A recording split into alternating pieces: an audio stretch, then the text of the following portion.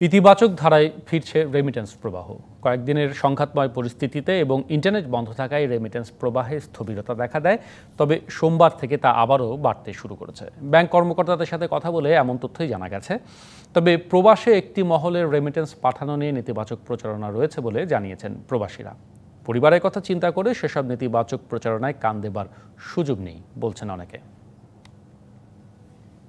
জানুয়ারি থেকে জুন পর্যন্ত মার্চ মাস বাদে প্রতি মাসেই $200 কোটি বেশি রেমিটেন্স এসেছে। এ সময়কালে প্রবাসী আয়ে বেশ খানিকটা ওঠানামা ছিল। তবে কোটা বিরোধী আন্দোলনকে কেন্দ্র করে সংঘাতময় পরিস্থিতিতে ইন্টারনেটের পাশাপাশি ব্যাংকিং লেনদেনও বন্ধ ছিল কয়েকদিন। তাতে এই সময়ে রেমিটেন্স আসাও বাধাগ্রস্ত হয়। রেমিটেন্স আয়ের প্রধান দেশগুলোতে থাকা প্রবাসীরা বলছেন, নানা নেতিবাচক প্রচারণার মধ্যেও দেশে রেমিটেন্স পাঠানো নিয়ে গুজবে কান দেওয়ার সুযোগ নেই। পরিবারের কথা চিন্তা করে দেশে টাকা পাঠান তারা। বিভিন্নভাবে মানুষকে উদ্বুদ্ধ করার চেষ্টা করতেছে, টাকাটা যেন বৈধ চ্যানেলে না পাঠিয়ে হুন্ডি অথবা মাধ্যমে পাঠানো হয়। আমরা প্রবাসী বাঙালিরা তারা কখনো কারো প্রবাসনা বা কখনো কারো উদ্দেশ্যে হাসিল করার জন্য এখানে কোথাও মিছিল মিটিং করতে যাব না।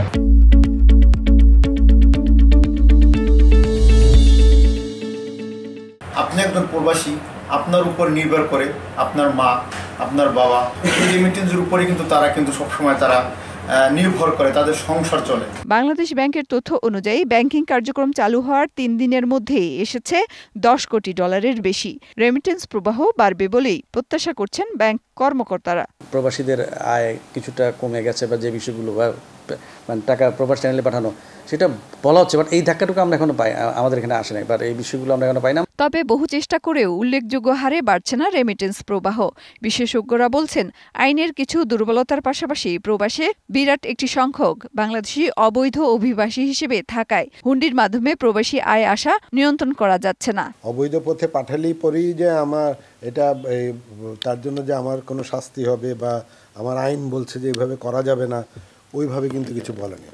বৈধ পথের কথা সবাই এনকারেজ করবে, কিন্তু অবৈধ পথে পাঠানো যাবে না এইটা কথা বলা নেই।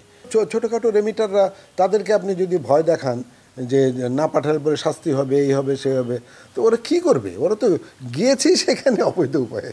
প্রবাসী আয় বা রেমিটেন্স বাংলাদেশের বৈদেশিক মুদ্রা অর্জনের দ্বিতীয় বৃহত্তম খাত। মেহের মনি, ডিবিসি নিউজ, ঢাকা।